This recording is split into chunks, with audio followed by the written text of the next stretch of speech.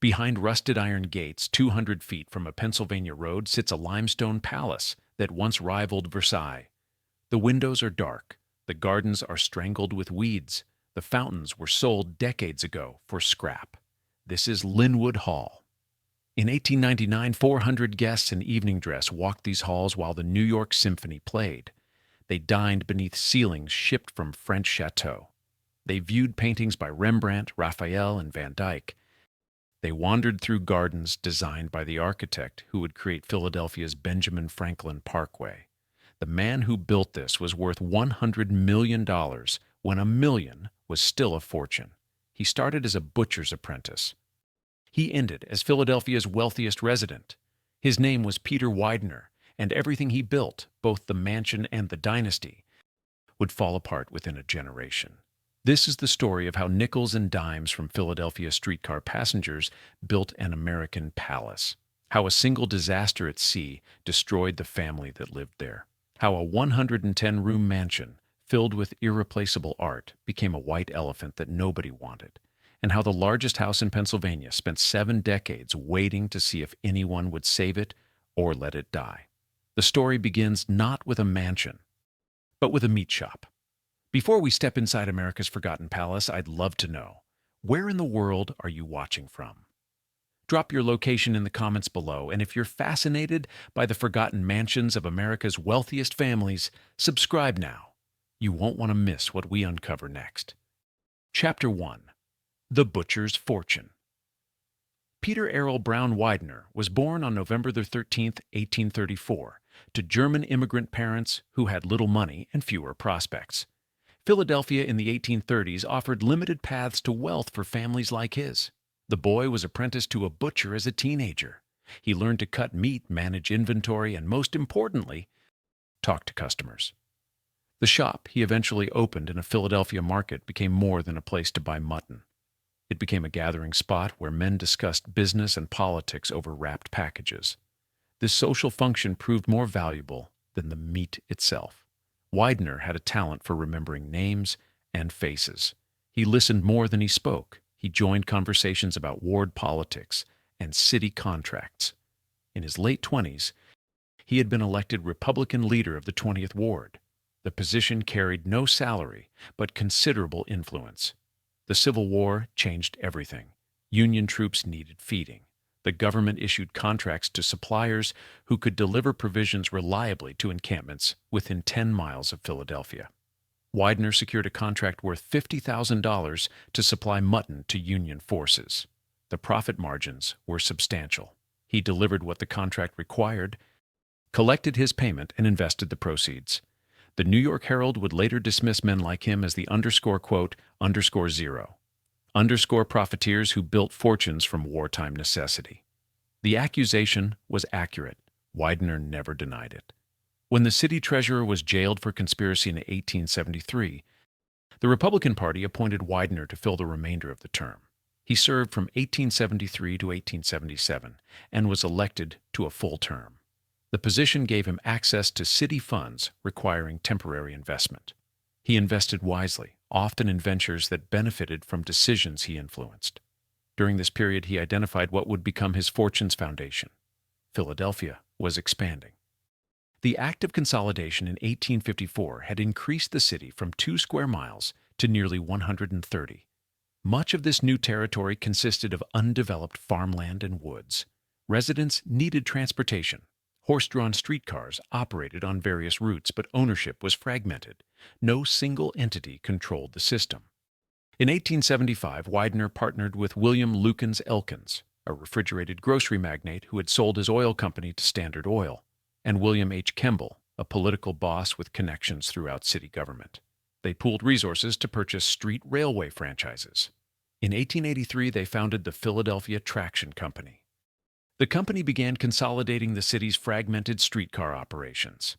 The business model was elegant. Streetcars required relatively little capital compared to railroads. Operating costs were manageable, and every rider paid a nickel. Individually, the sums were trivial. Collectively, they created what one historian called, quote one, the Widener-Elkins-Kemble Syndicate captured that river. They converted horse-drawn cars to cable, Then to electric trolleys. Each technological improvement increased capacity and profit margins. The syndicate expanded beyond Philadelphia. They partnered with Charles Yerkes to secure electric trolley lines on the north side of Chicago. They built systems in Pittsburgh and Baltimore. In 1900, the Widener-Elkins-Kemble Traction Group operated more than 500 miles of track across multiple cities. No other syndicate controlled more urban transit in America. Widener understood something his competitors missed. Streetcar lines didn't just move people, they created real estate value.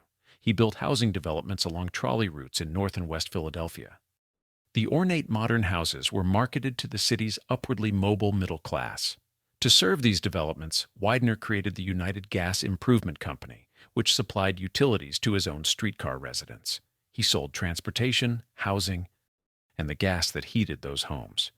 The integration was complete.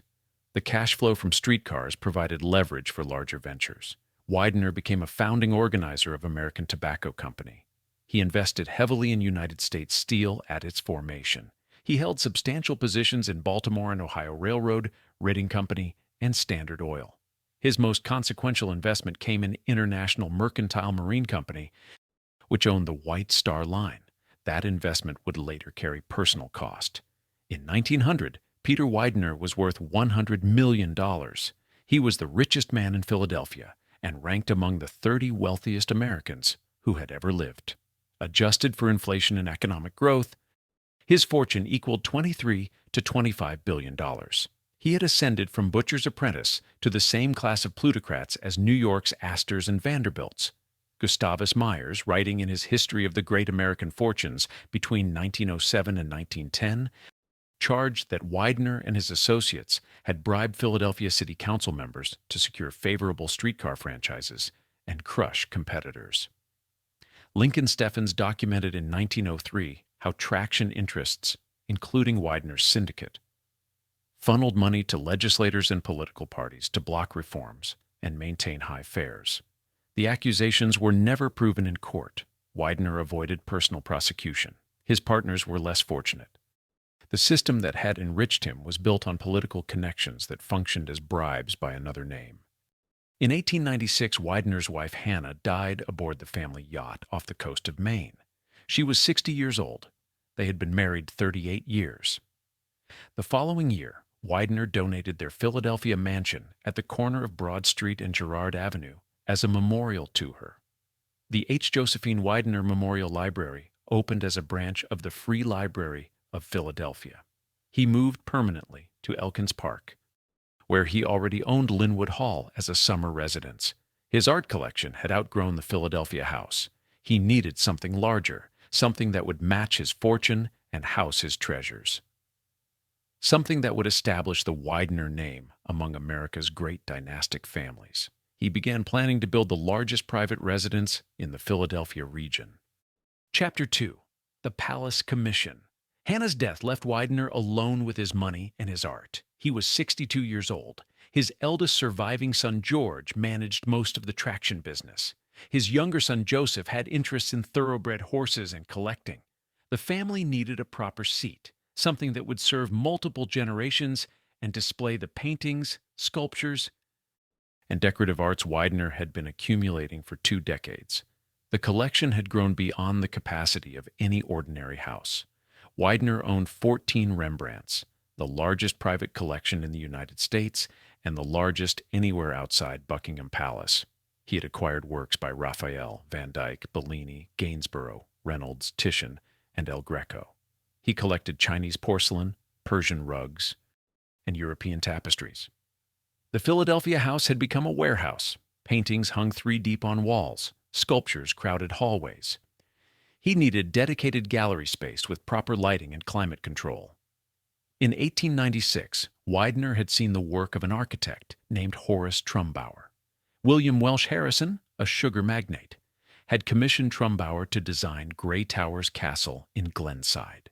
The exterior was based on Alnwick Castle in Northumberland, England, though the interiors were French, ranging from Renaissance to Louis XV. Harrison was pleased with the result. He introduced Widener to Trumbauer. The introduction came at a critical moment in Trumbauer's career. He was only 29 years old. He had no formal architectural education. Born in Philadelphia on December 28, 1868, to a salesman father, he had dropped out of school at 14 to work as an office boy for the architectural firm of brothers George Watson Hewitt and William D. Hewitt. He completed a 6-year apprenticeship and opened his own office at age 21. His early work consisted of modest houses for middle-class developments in Wayne, Overbrook Farms, and Germantown. Gray towers represented his first major commission. He was hungry to prove himself. Trumbauer suffered from overwhelming shyness. He avoided having his photograph taken. He rarely spoke at public events. The lack of formal education haunted him. He felt inferior to architects who had attended prestigious schools. His talent was undeniable. He understood classical proportions. He could adapt European styles to American scales, and he was willing to work harder than anyone else to satisfy wealthy clients who expected perfection. Widener hired Trumbauer in 1897 to design what would become Lynnewood Hall. The commission was straightforward. Widener wanted a house large enough for himself and both sons' families. He needed galleries to properly display his art. He wanted a ballroom that could accommodate 1,000 guests. The estate should be self-sufficient, with its own power plant, water supply, and workshops. And it should look like something a European aristocrat would build. Trumbauer drew inspiration from Prior Park in Bath, England, a mid-18th century Palladian revival palace designed by John Wood the Elder. He also studied Ballingarry in New Jersey. The style would be neoclassical revival, emphasizing symmetry, classical proportions, and restrained decoration. The structure would use modern construction methods, steel I-beams and poured concrete, faced with Indiana limestone to give the appearance of solid stone masonry. To execute the interiors, Trumbauer partnered with the French firm Carlion et Fils. He also engaged Jules Allard et Fitz of Paris and William Baumgarten and Company of Boston. Widener wanted imported elements. The Duvain brothers, dealers who supplied the wealthiest American collectors, were contracted to source furniture, tapestries, and decorative objects from European estates and auction houses. The plan called for 110 rooms. 55 would be bedrooms, 20 would be bathrooms. The mansion would measure 268 feet long by 215 feet deep, arranged in a T-shaped plan. The facade would be 2 stories raised on a half-story base, with a terrace surrounding the entire perimeter. 6 massive columns would support a portico at the main entrance. Curved loggias would extend from the east and west ends. The second floor would contain 5 interconnected galleries for the art collection. Trumbauer designed a lighting system using diffuse skylights with adjustable fins that could direct sunlight onto paintings at optimal angles. The system was innovative. Most galleries of the period relied on gas lighting or simple windows. Widener's collection deserved better. The materials would be the finest available. Indiana limestone for the exterior, marble for interior details, carved wood paneling from a French chateau, an 18th century ballroom with furniture imported from Italy. Bronze doors from Florence, a Louis Comfort Tiffany skylight for the tea room. Light fixtures by E.F. Caldwell, the leading designer of the era. Decorative hardware by P.E. Guerin, a New York foundry that had been operating since 1857. Widener purchased 300 acres in Elkins Park for the estate. The property sat among rolling hills with a stream running through it. He hired William Kleinheinz as head gardener to design 33 acres of Italian-style ornamental gardens. A 1-mile iron fence would surround the property. Outbuildings would include a carriage house, stables, greenhouses, and staff quarters. The timeline Widener demanded was extraordinary. He wanted construction completed in 2 years. For a 110-room mansion with custom interiors imported from Europe, this was nearly impossible. Trumbauer agreed. The commission was too important to refuse. It would establish his reputation. If he succeeded, every wealthy family in America would want a house designed by the architect who built Lynnewood Hall. Plans were drawn through the spring and summer of 1897. Widener reviewed each room layout. He specified where paintings would hang. He approved the gallery sequence. He insisted on a room dedicated exclusively to his Van Dyck collection. The portrait John Singer Sargent would paint of him in 1902 would hang above the mantelpiece in that room, surrounded by works by one of Widener's favorite artists. In the fall of 1897, construction began. Crews broke ground on what would become the second largest Gilded Age mansion ever built in the United States. Only Biltmore in North Carolina would be larger. Among surviving mansions, Lynnewood Hall would eventually rank as the most significant in the Philadelphia region and one of the most architecturally important in the nation. Widener was 63 years old when construction started. He had spent 4 decades building a fortune. He would spend 2 years building a house worthy of it. Chapter 3. 2 years to build Versailles. Construction crews arrived in the fall of 1897. The site was cleared and foundation work began immediately. Speed was essential. Widener wanted to occupy the house before he turned 66. Trumbauer organized the project like a military campaign. Multiple work crews operated simultaneously on different sections. Materials arrived from suppliers across the United States and Europe. The coordination required was unprecedented for a private residence. The foundation reached down to bedrock. Steel I-beams were erected to form the skeleton. Poured concrete encased the steel, creating a fireproof structure that would survive virtually any disaster, short of deliberate demolition. The method was relatively new for residential construction. Most houses still used traditional load-bearing masonry. Widener's requirements for large interior spaces without supporting columns necessitated the steel frame approach. Indiana limestone blocks arrived by rail from quarries in the Midwest. Each block was numbered and positioned according to Trumbauer's detailed plans. The limestone was cut to precise dimensions. Masons worked through winter, covering partially completed walls with canvas to protect mortar from freezing. The 2-story facade took shape. The 6 columns for the main portico were erected. Each column was 2 stories tall. The curved loggias at the east and west ends were formed from specially cut stones that followed the circular plans exactly. Inside, craftsmen installed the imported elements. Carved wood paneling from a French chateau was disassembled, shipped across the Atlantic, and reassembled in the library and dining rooms. The 18th century ballroom furniture from Italy required special handling. Each piece was cataloged, crated, and transported by ship to New York, then by rail to Philadelphia. Chairs from the Palace of Versailles followed the same route. Persian rugs were unrolled and positioned. Chinese porcelains were unpacked and displayed. E.F. Caldwell's workshop in New York fabricated custom light fixtures. The designs incorporated both electric and gas lighting. Electricity was still relatively new in 1898. Backup gas lines ensured the house would remain illuminated even if the electrical system failed. The fixtures were works of art themselves: bronze and crystal chandeliers, wall sconces with hand-blown glass shades, table lamps with silk covers. Each fixture was designed specifically for its intended location. P.E. Guerin supplied the decorative hardware. Doorknobs, hinges, lock plates, and escutcheons were cast in bronze and finished with various patinas. The second-floor hardware was particularly elaborate. Many of the pieces Guerin created for Lynnewood Hall remain in the company's catalog more than a century later. The galleries on the second floor received special attention. Trumbauer's lighting system was installed. Skylights were positioned above each gallery. Below the skylights, adjustable metal fins could be tilted to direct sunlight at different angles throughout the day. The system allowed natural light to illuminate paintings without direct sun exposure that might cause fading.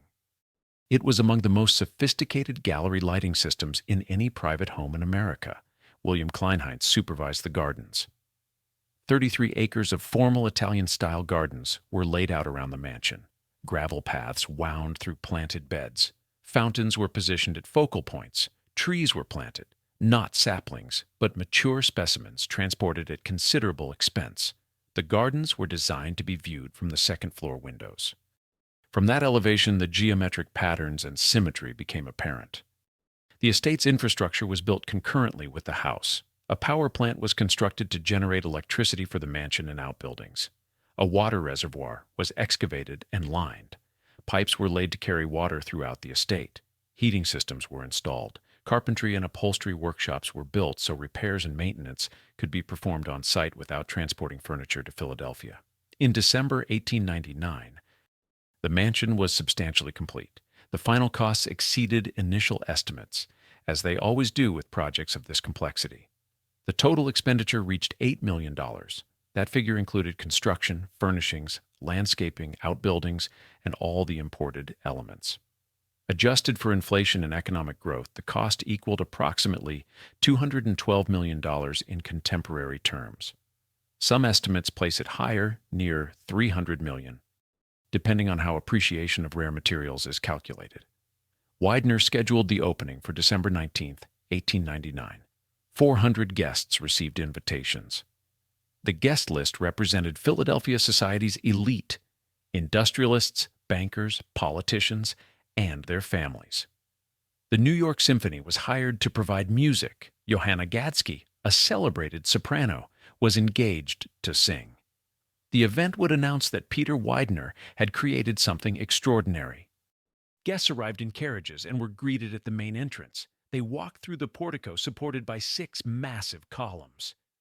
The entrance hall opened before them, 2 stories tall, with a grand staircase ascending to the galleries. The walls were covered with silk. The floors were marble. Light from the Caldwell chandeliers reflected off polished surfaces. Dinner was served in the dining room beneath the French ceiling. The New York Symphony played in the ballroom. Gadsky's voice filled the space. Guests wandered through the galleries viewing the Rembrandts, the Raphael Madonna, the Van Dycks, the Bellini. They admired the Chinese porcelains and Persian rugs. They examined the furniture from Versailles. They understood they were witnessing the debut of one of America's great houses. The Philadelphia newspapers reported on the event. The descriptions emphasized the art collection and the architectural splendor.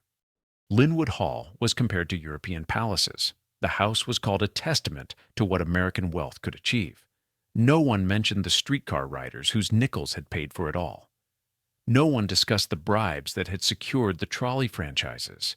No one questioned whether one man should possess such wealth while many in Philadelphia lived in poverty. The Widener dynasty had announced itself.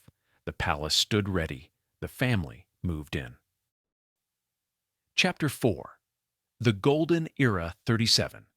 Permanent domestic staff maintained Lynnewood Hall. Another 60 workers cared for the grounds, the farm, the gardens, and the outbuildings. The estate functioned as a self-contained world. Power came from the estate's own plant. Water came from the estate's reservoir. Food came from the estate's farm and greenhouses. The mansion could operate independently for months without requiring anything from the outside world. The domestic staff worked in strict hierarchy. A butler managed the male servants. A housekeeper supervised the maids. Cooks ran the kitchen. A laundress handled linens. Valets served Peter Widener and his sons. Ladies' maids attended to the women. The system operated with precision. Servants knew their duties and performed them without need for daily instruction. The house ran smoothly because everyone understood their role. Peter Widener occupied the main suite on the 2nd floor. His son George and George's wife Eleanor, the daughter of William Lukens Elkins, had their own suite. Joseph and his wife Eleanor Holmes Pancoast occupied another. Grandchildren, including Harry Elkins Widener, had bedrooms on the upper floors. 3 generations lived under one roof. The arrangement was common among wealthy families of the era. It allowed for shared resources and kept the family together. The galleries dominated the 2nd floor. 5 interconnected rooms housed the collection. The first gallery contained works by Italian Renaissance masters. The second displayed Bellini's paintings. The third was dedicated to Rembrandt, works including The Mill, Woman Weighing Gold, and portraits that demonstrated the Dutch master's range. The fourth gallery held works by other 17th century masters. The fifth and most personal was the Van Dyck room. Peter Widener considered Van Dyck among the greatest portraitists who ever lived. When John Singer Sargent painted Widener's portrait in 1902, Widener hung it above the mantelpiece in this room. The painting showed Widener in 3/4 view, his left hand resting on a doorknob, his face partially in shadow. Sargent had reportedly not wanted the portrait displayed among the Van Dycks. Widener believed it held its own. The collection was not purely for private enjoyment. Beginning in 1915 and continuing through 1940, the galleries were open to the public by appointment from June through October. Chairs and benches were positioned so visitors could sit and study the paintings. Soft music played through speakers embedded in the walls. The Wideners believed that great art should be shared, not hoarded. Thousands of people viewed the collection during these decades. The appointments were not difficult to obtain. A letter requesting a visit was usually sufficient. During one public viewing, a woman attacked Rembrandt's The Mill with a hat pin. The weapon struck the canvas but caused no damage. The painting's thick layers of oil paint and varnish protected it. The woman was removed from the house and banned from future visits. The incident demonstrated the risks of allowing public access, but the Wideners continued the practice.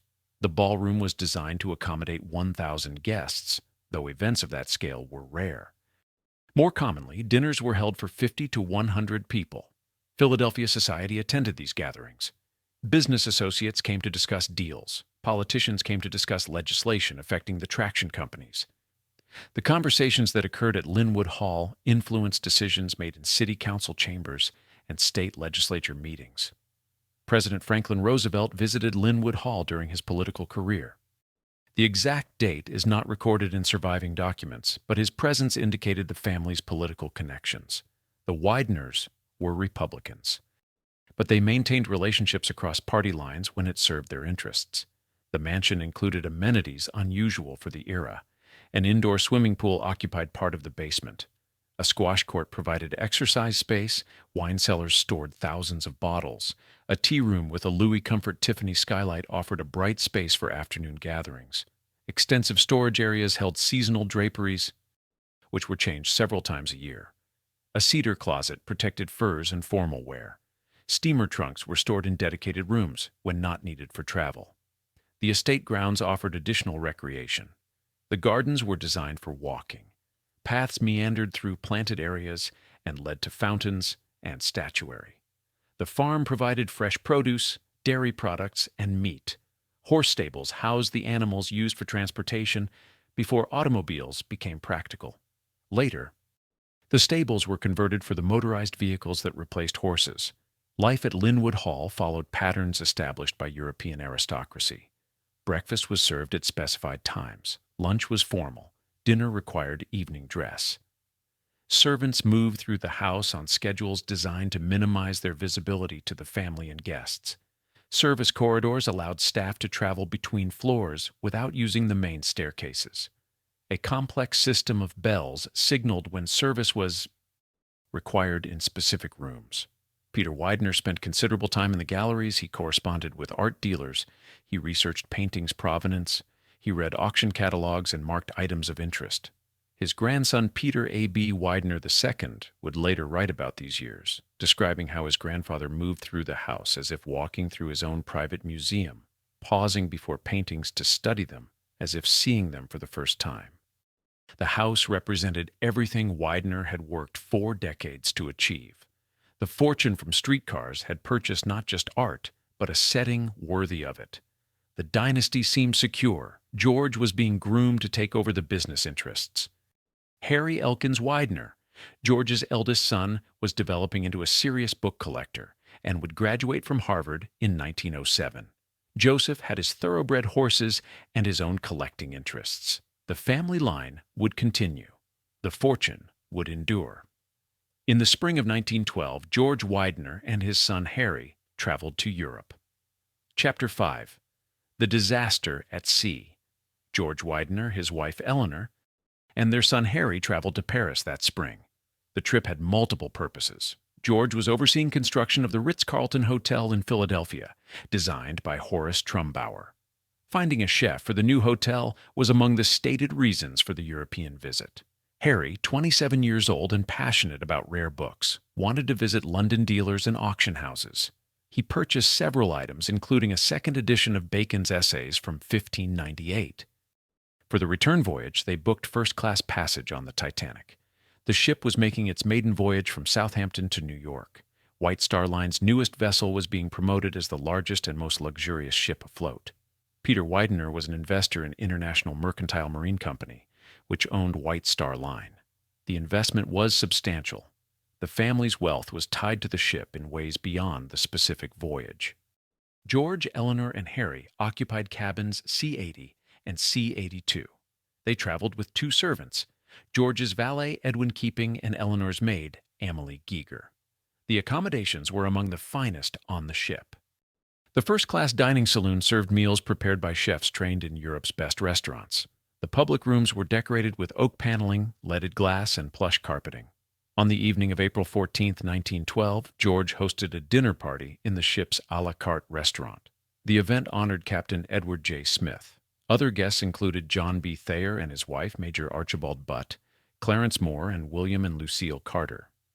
The dinner proceeded through multiple courses. Wine was poured. Conversation centered on business, politics, and the ship itself. Before 9 in the evening, Captain Smith excused himself. Reports suggest he was concerned about ice warnings that had been received throughout the day. He left the party and headed for the bridge. At 11:40 that night, the ship struck an iceberg. The collision was not violent. Many passengers barely noticed. The damage was catastrophic. The iceberg had opened the hull below the waterline along a length sufficient to doom the vessel. Water began flooding the forward compartments. The ship's designers had claimed it was unsinkable. The claim assumed a maximum of 4 flooded compartments. 6 were breached. George and Harry escorted Eleanor and her maid to the boat deck. Lifeboat number 4 was being loaded with women and children. First-class male passengers stood back and waited. The protocol was clear. Women and children would board lifeboats first. Men would wait to see if space remained. Eleanor and Amelie Giger climbed into the lifeboat. George and Harry watched. As it was lowered toward the water, the ship sank at 2:20 in the morning on April 15th. George Widener, Harry Elkins Widener, and Edwin Keeping were among the 1,517 people who died. Their bodies, if recovered, were not identified. The Carpathia rescued 705 survivors, including Eleanor and Amelie Giger. The ship brought them to New York, where Eleanor received the news that confirmed what she already knew. 9 passengers from Philadelphia died in the disaster. The local newspapers devoted extensive coverage to the city's losses. The reporting emphasized the victims' prominence and wealth. One article stated that George Dunton Widener had been distinguished by generosity, unselfishness, chivalry, and a high sense of duty and honor. The language reflected how society viewed wealthy men who followed protocol even when it meant certain death. Eleanor commissioned Horace Trumbauer to design and build the Harry Elkins Widener Memorial Library at Harvard University. The library would honor her son's passion for books. She donated $2 million for the project. Construction began in 1912. The building opened on June 24, 1915, commencement day, barely 3 years after the Titanic sank. Harry's collection of 3,500 rare books was housed in a special room finished in English oak and carved in England. The room displayed copies of a Shakespeare First Folio and a Gutenberg Bible, the latter a gift from the Widener family in 1944. A Harvard legend claims that Eleanor required future graduates to pass a swimming test as a condition of her gift, believing Harry might have survived if he could swim. The legend is false. Harvard implemented a swimming test in the 1920s for unrelated reasons. Peter Widener was 77 years old when the Titanic sank. He had already lost his wife Hannah in 1896. His eldest son Harry had died of typhoid fever at age 11 in 1874. Now George and his grandson Harry Elkins were gone. The library at Lynnewood Hall, the room where Peter kept his own books and where Harry had studied during visits, became unbearable. The associations were too strong. Peter ordered the library converted into a ballroom. The transformation was completed but changed nothing essential. The new ballroom measured 2,550 square feet. Walnut paneling covered the walls. Fluted columns supported the ceiling. Gold leaf decorated the moldings. The ceiling itself retained the 16th century murals that had been installed when the house was built.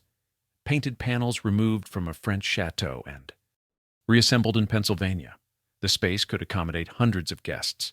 Peter Widener had no interest in hosting large gatherings. The ballroom stood largely unused. Peter withdrew from public life. He continued managing his business interests but attended fewer meetings. He spent more time in the galleries. Surrounded by paintings, he corresponded with dealers less frequently. The art collection was essentially complete. There was nothing left to acquire that would fill the absence. On November 6, 1915, Peter Widener died in his bed at Lynnewood Hall. He was 80 years old. The New York Times reported that he succumbed to old age and deep sorrow caused by the loss of his son and grandson in the Titanic disaster. The body was placed on a bier in the Van Dyck Gallery. Directly below the Sargent portrait, hundreds of friends and employees filed past to pay respects. A funeral service was held at a church. Peter Widener was interred in the family mausoleum at Laurel Hill Cemetery on the banks of the Schuylkill River in Philadelphia. He joined his wife Hannah, his father, and his mother. The mausoleum would eventually hold other family members, but in 1915 it represented primarily loss. Joseph Widener inherited everything: the mansion, the art, the fortune, and the question of what would become of it all. Chapter 6. The last curator, Joseph Widener, inherited everything at age 44. He had never expected to manage the family's holdings. That responsibility was George's. George was dead. Joseph, the youngest son, now carried the burden alone. The inheritance was staggering: $100 million in liquid assets and investments, Lynnewood Hall and its 300 acres, the art collection, shares in dozens of corporations. Joseph had interests in thoroughbred horse racing and had been breeding and racing horses since 1901. He understood business, but had not been groomed for the level of responsibility now thrust upon him. He adapted. One of his first decisions concerned the art collection. Peter had accumulated approximately 700 paintings during his lifetime. Many were minor works purchased before his eye developed. Some had been acquired because dealers assured him they were important. Joseph spent the 1910s and 1920s reviewing every piece. He consulted experts. He made swaps with other collectors and dealers. He sold paintings that did not meet his standards. He purchased masterpieces to replace the works he removed. The process took years. When he finished, approximately 100 paintings remained. Each was a masterpiece. Time magazine would later describe the refined collection in superlative terms, noting that the quality had been elevated to extraordinary heights.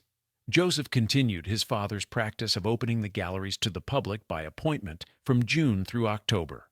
He installed chairs and benches for visitors. Music played through the wall speakers. The system his father had established continued without interruption. Joseph believed, as Peter had, that great art should be accessible. Between 1914 and 1916, Joseph commissioned Jacques Graeber to redesign the gardens in the French style. Graeber was a landscape architect who would later design the Benjamin Franklin Parkway. His father, Henri Léon Graeber, was a celebrated sculptor. Henri Léon created bronze and marble fountains, specifically for Lynnewood Hall. The fountains featured figural statuary in the classical style. The redesigned gardens were considered among the finest French gardens in America. Formal geometric patterns replaced the original Italian style. Gravel paths led through planted beds to focal points marked by the fountains. Topiary walls created outdoor rooms. Joseph's thoroughbred breeding and racing interests expanded. Between 1901 and 1943, he bred 79 stakes race winners. He served as president of Belmont Park Racetrack and owned Hialeah Park Racetrack. In 1909, he was elected to the Jockey Club, an organization that governed thoroughbred racing in the United States. His horses won the American Grand National Steeplechase multiple times. One of his horses, Bushranger, would be elected to the National Museum of Racing and Hall of Fame decades after Joseph's death. Joseph married Eleanor Holmes Pancoast in 1899. They had children including Peter A.B. Widener II, born in 1895. Peter II grew up at Lynnewood Hall and would later write a book titled Without Drums, published in 1940. The book contained the observation that the days of America's privately owned treasure houses were over, gone with the wind. Peter II described Lynnewood Hall as the last of the American Versailles. The statement acknowledged what was becoming obvious: no family would build such houses again. The economic and social conditions that had made them possible were ending. The Great Depression tested Joseph's management. Many grand estates failed during the 1930s. Families couldn't maintain them. Properties were sold, often for fractions of their value. Some became institutions, others were demolished. Joseph managed Lynnewood Hall's finances carefully. The estate survived. Income from investments covered operating costs. The house remained occupied and fully staffed. In 1929, Joseph hosted Winston Churchill during Churchill's tour of the United States. The exact nature of the visit is not documented in surviving records, but Churchill's presence indicated the family's continuing political and social connections. Joseph maintained relationships with powerful figures in multiple countries. In 1942, Joseph was 70 years old. He had managed the estate for 27 years. The art collection was refined to a core of masterpieces. The house functioned efficiently. Joseph understood that his son's generation would not maintain Lynnewood Hall. The house was too large. The costs were too high. The way of life it represented was ending. He made the decision his father had resisted. He would give the art to the nation. On September 9, 1942, more than 2,000 works of art were transferred to the National Gallery of Art in Washington, D.C. The collection included the 14 Rembrandts, Raphael's Small Cowper Madonna, Bellini's Feast of the Gods, 8 Van Dycks, 2 Vermeers, and numerous other paintings. Sculptures, decorative arts, tapestries, and porcelains were included. The donation formed a core of the National Gallery's European collection. Peter A.B. Widener had originally planned to donate the collection to the Philadelphia Museum of Art. Joseph chose the National Gallery. The collection went on public view December 20th, 1942, in galleries designated as Widener Rooms. Joseph Early Widener died at Lynnewood Hall on October 26, 1943. He was 72 years old. He was interred in the family mausoleum at Laurel Hill Cemetery. The estate began coming apart almost immediately. Chapter 7. The Empire Subdivides. Joseph Widener's death in 1943 triggered the dismantling of everything his father had built. The southern portion of the 300-acre estate was sold for development. Peter A.B. Widener II and the other heirs had no interest in maintaining the entire property. The maintenance costs alone were staggering. The heating bills for the mansion during winter could equal a working family's annual income. The staff salaries required constant income generation. None of the heirs wanted the responsibility. In 1944, the mansion's contents were auctioned. Life magazine featured the sale. Furniture from the Palace of Versailles went to various buyers. Louis XV chairs were dispersed. Persian rugs were rolled up and sold. Chinese porcelains were packed and shipped to new owners. Tapestries were removed from walls. Fixtures were detached. Everything except the art, which had already been donated, was liquidated. A developer purchased 117 acres of the estate farm and created Lynnewood Gardens, a housing development. Modest homes were built where crops had grown. The subdivision attracted middle-class buyers who wanted newer construction. The irony was complete. The fortune built on developing housing along streetcar lines had generated enough wealth to build an estate that would itself become a housing development. The mansion was left vacant with only a caretaker. 110 rooms stood empty. The galleries were bare. The ballroom echoed. Heating costs for an unoccupied house made no sense, so the heat was turned off. Water was drained from pipes to prevent freezing. The house entered a state of suspended animation. Whitemarsh Hall, 5 miles away, followed a similar trajectory. Edward Stotesbury, a banker and partner at Drexel and Company, had commissioned Horace Trumbauer to design Whitemarsh Hall between 1916 and 1921. The mansion contained 147 rooms and cost approximately $10 million, including furnishings. Stotesbury died in 1938. His widow could not maintain the property. It was eventually abandoned. Vandals broke windows. Vines grew over walls. Photographs from the 1970s show the house resembling a movie set for a Gothic horror film. In 1980, Whitemarsh Hall was demolished. 147 rooms were reduced to rubble. The fate served as a warning for what could happen to Lynnewood Hall. In 1948, Lynnewood Hall was sold for $130,000. The buyer hoped to convert the property into a Protestant seminary. He defaulted on the $99,000 mortgage. The property was temporarily repossessed by the Widener family. No other buyers emerged. The market for Gilded Age mansions had collapsed. The post-war economy had no use for such houses. They were too large for any single family. Converting them to apartments was impractical due to the layout. The rooms were designed for specific purposes that didn't translate to multifamily dwelling. Commercial uses were limited. Hospitals, schools, and institutions sometimes acquired grand houses, but Lynnewood Hall's location in a residential area created zoning complications. Vandals caused significant damage between 1948 and 1952. Windows were broken, weather infiltrated the interior, water stained walls and ceilings, plaster fell, wood warped. Systems designed to operate continuously suffered from disuse. The electrical wiring, originally installed with direct current and later converted to alternating current, deteriorated. Pipes corroded. The mansion was dying from neglect. In 1952, a buyer appeared. Reverend Carl McIntyre of Collingswood, New Jersey, offered $192,000 to purchase Lynnewood Hall for Faith Theological Seminary. The offer was the only serious bid after years on the market. The alternative was demolition. The Widener heirs accepted. Chapter 8. The Seminary Years. Carl McIntyre was a fundamentalist preacher with strong opinions about nearly everything. He opposed evolution, sex education, the civil rights movement, and fluoridated water. He broadcast a radio program that reached 600 stations at its peak, attracting 4,000 daily listeners. Annual donations to his organization reached $4 million. He used those funds to purchase old hotels and mansions throughout the United States. Faith Theological Seminary, which he had founded in 1937 after splitting from Westminster Theological Seminary, needed a larger campus. Lynnewood Hall offered 110 rooms on 34 acres in suburban Philadelphia. The location and scale were ideal. The purchase price was $192,000, equivalent to approximately $2,270,000 in contemporary money.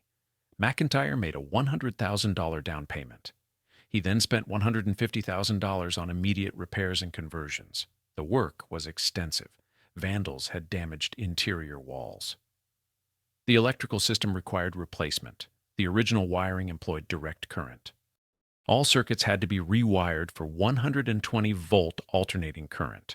New fixtures had to be installed throughout the building. McIntyre acquired surplus paint from the Philadelphia Naval Yard at low cost. The paint was battleship gray. Crews painted interior walls, covering the silk wall coverings and decorative finishes that had been installed 50 years earlier. The gray paint was practical. It was cheap. And it demonstrated McIntyre's priorities. The house was not a museum to be preserved. It was a building to be used. Bedrooms were converted to classrooms. The ballroom became a chapel. The galleries that had held Rembrandts and Raphaels were divided with temporary walls to create additional rooms. The mansion's grand spaces were reconfigured for institutional purposes. The transformation was complete. Lynnewood Hall no longer functioned as a private residence. It was an educational facility. For approximately 40 years, Faith Theological Seminary operated at Lynnewood Hall. Hundreds of ministers and Christian leaders were trained there. At the height of McIntyre's influence, the operation appeared sustainable. Students paid tuition. Donations funded operating costs. The building, despite its size, could be maintained. McIntyre's authoritarian management style created problems. Faculty members who disagreed with him were dismissed. Students who questioned his positions were expelled. The organization suffered waves of departures. In 1973, federal regulators shut down McIntyre's radio station for violating the Fairness Doctrine, which required broadcasters to present contrasting viewpoints on controversial issues. Other stations began dropping his show. Donations declined. During the 1980s, the seminary faced financial difficulties. Heating costs for the mansion were astronomical. A building designed for a wealthy family with unlimited resources and a staff of 37 was not economical for a religious institution operating on donations. Enrollment dwindled. During the mid-1990s, only about a dozen students remained. McIntyre began selling assets to raise cash. In 1988, he sold the 7 bronze and marble fountains that Henri Léon Graeber had created for the gardens. The fountains were estimated to be worth hundreds of thousands of dollars. McIntyre sold them for a fraction of their value.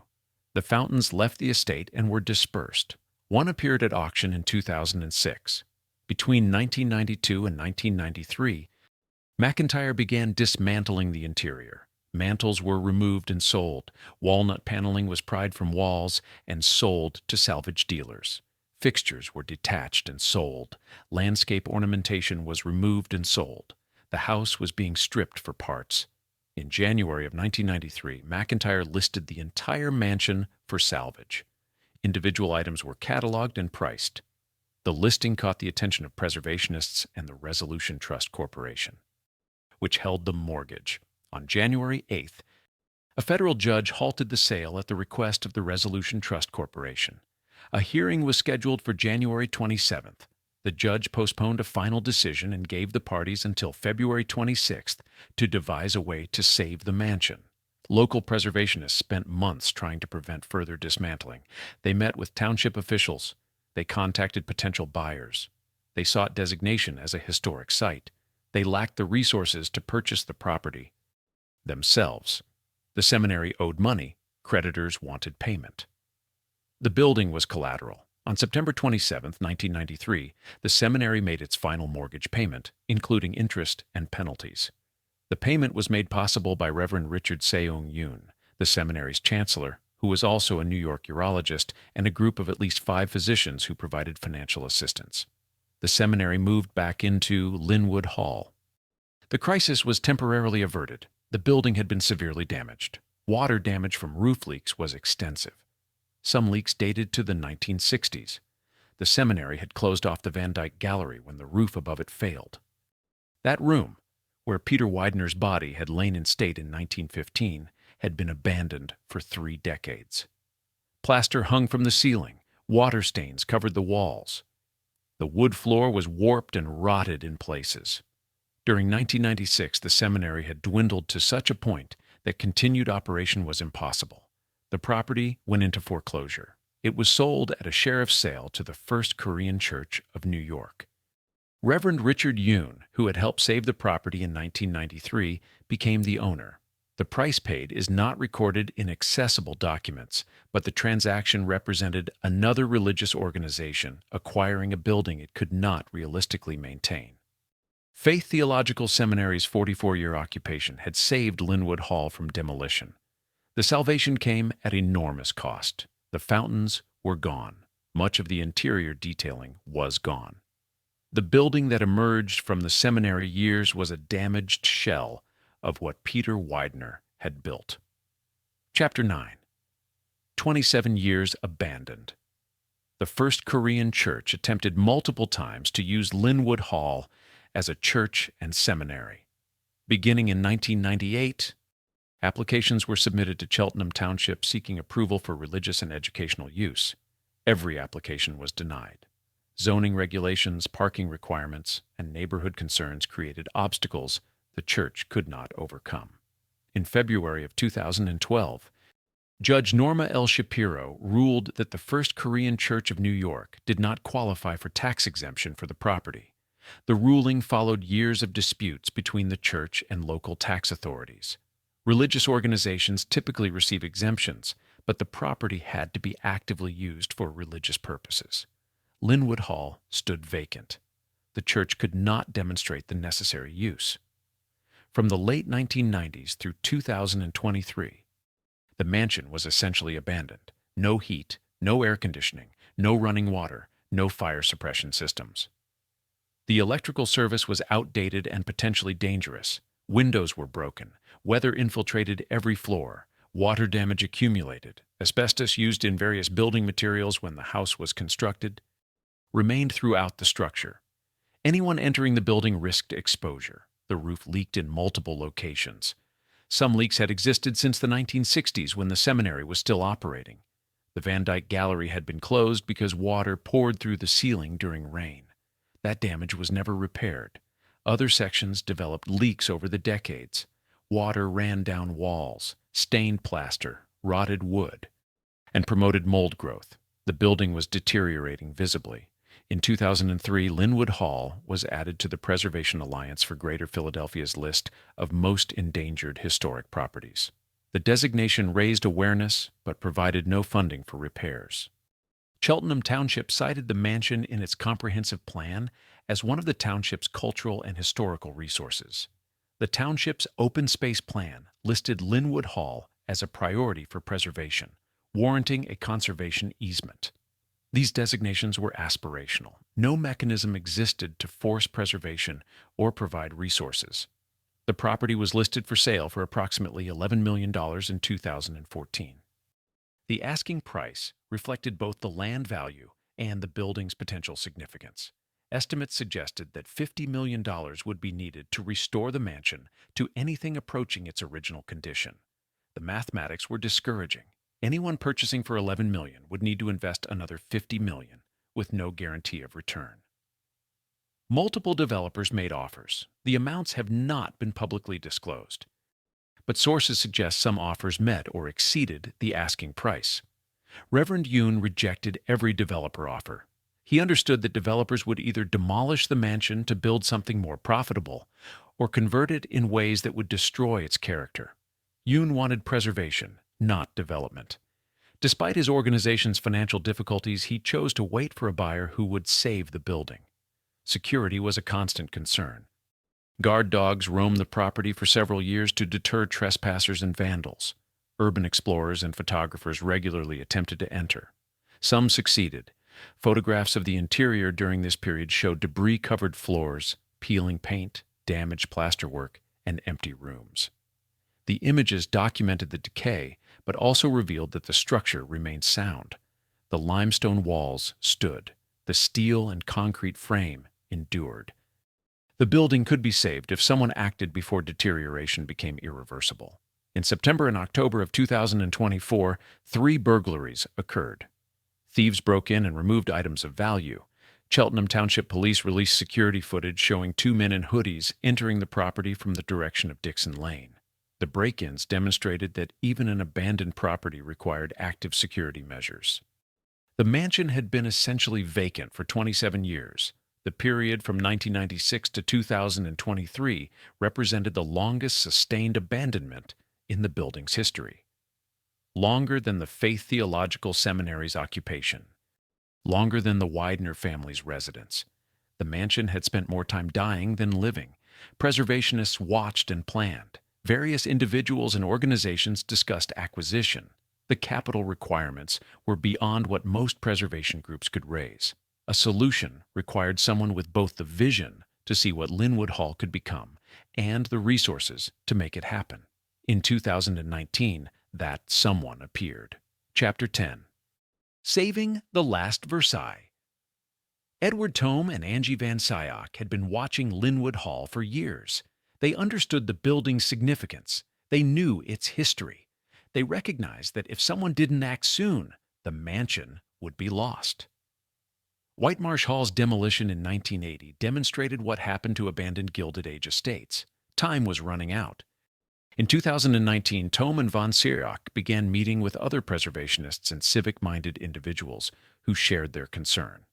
The conversations were informal initially. Could the mansion be saved?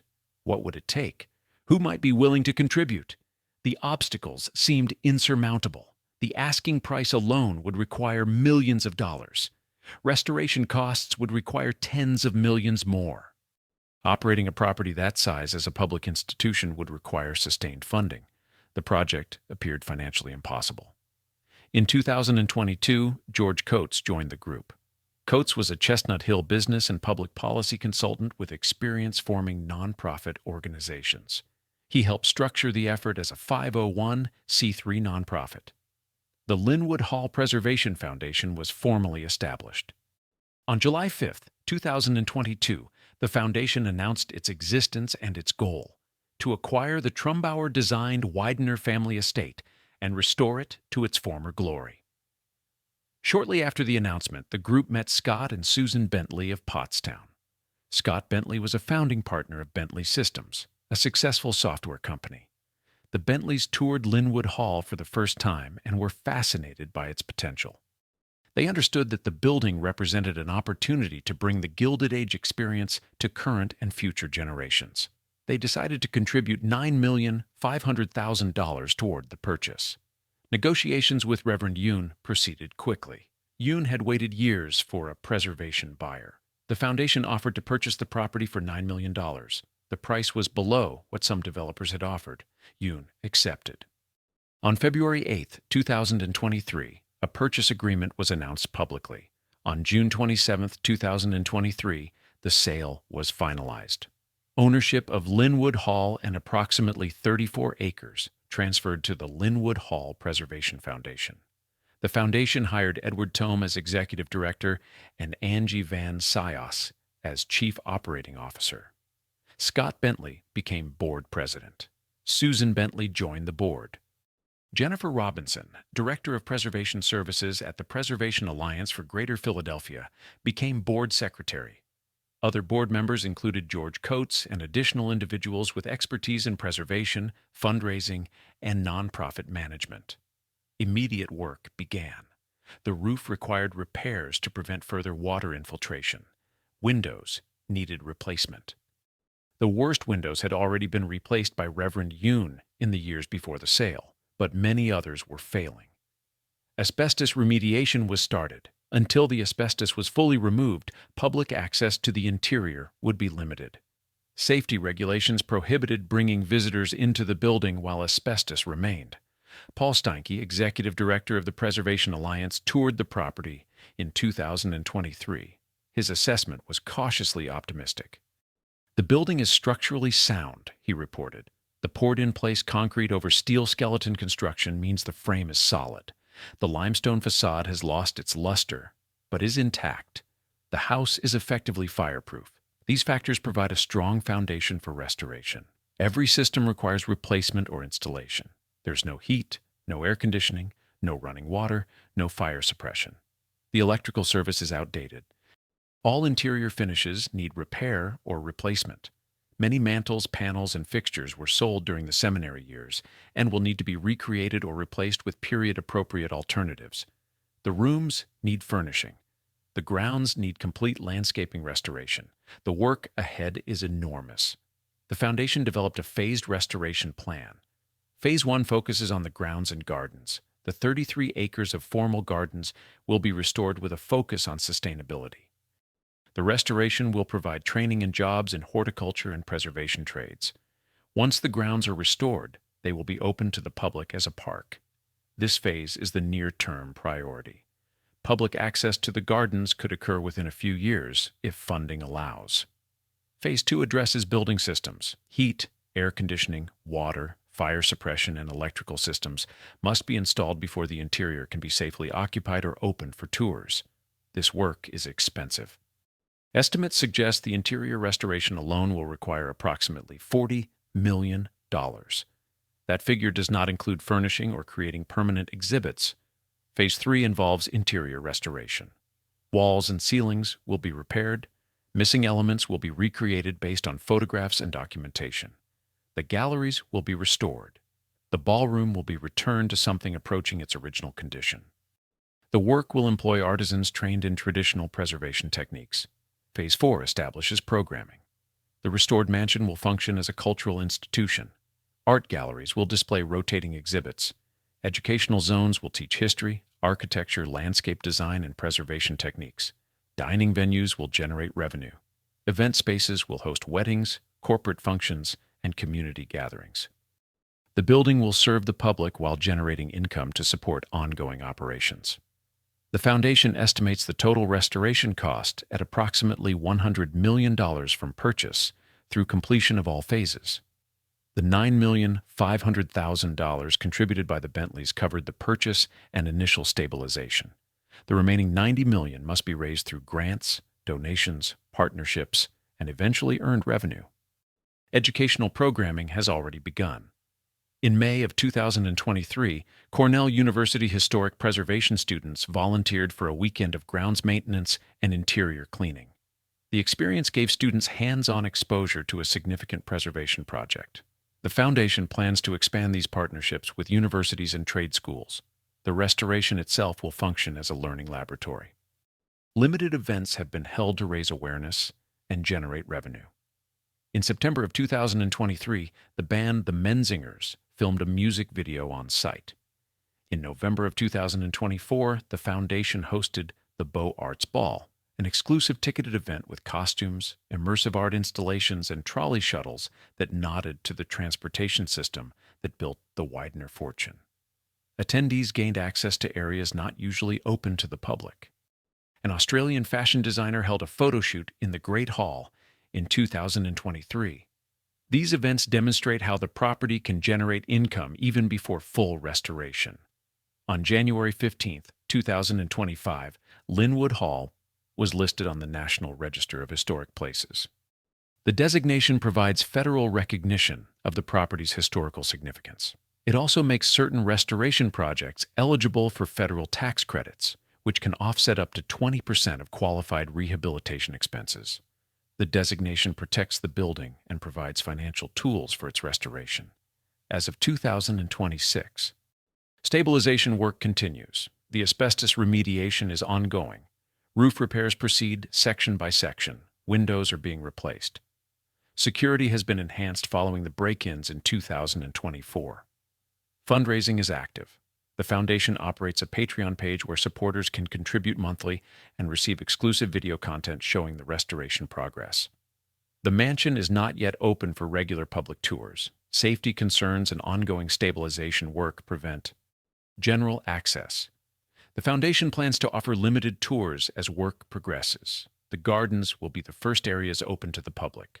The mansion's interior will follow in phases as rooms are stabilized and restored. The Lynnewood Hall Preservation Foundation faces years of work. The timeline for completion depends on fundraising success and the complexity of specific restoration challenges. The foundation's leadership expresses confidence. We passionately believe that Lynnewood Hall is a work of art that needs to be curated and made available for generations to come. Stated Edward Tome. Our goal is to create a legacy project that can bring people together and inspire future generations to learn about art, history, and architecture. The mansion that spent 7 decades dying now has a future. Peter Widener died in 1915 believing he had built something permanent.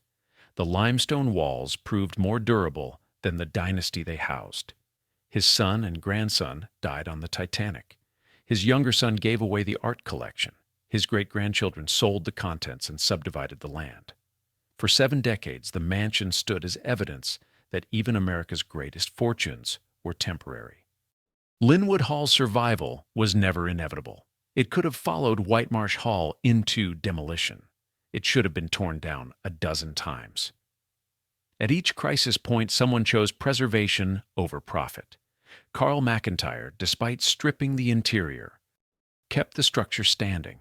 Richard Yoon refused developer money that would have meant demolition. Scott and Susan Bentley funded the foundation that will restore what remains. The mansion that opens to the public in coming years will not be what Peter Widener knew. The Rembrandts are in the National Gallery. The Versailles furniture was auctioned in 1944. The Graber fountains were sold for scrap. The limestone shell survives. The ballroom ceiling, painted in a 16th century French chateau, still looks down on empty floors. The galleries that once held America's greatest private art collection wait to display something new. Lynnewood Hall is not yet saved. Stabilization is not restoration. Ownership is not completion. The foundation faces years of work and needs tens of millions more dollars. The mansion is no longer dying. That alone represents victory. For current information on visiting Lynnewood Hall and supporting the restoration, visit lynnewoodhallpreservation.org. The gardens may open to the public within a few years. The mansion's interior will take longer. Patience is required. The building waited 70 years for salvation. We can wait a few more for it to rise again. What remains after all this time is not just a building, but a question. What are we willing to preserve? And what does it say about us when we let monuments to our own history crumble rather than maintain them? Lynnewood Hall spent decades as Philadelphia's grandest ruin. Whether it becomes Philadelphia's greatest restoration depends on what happens next.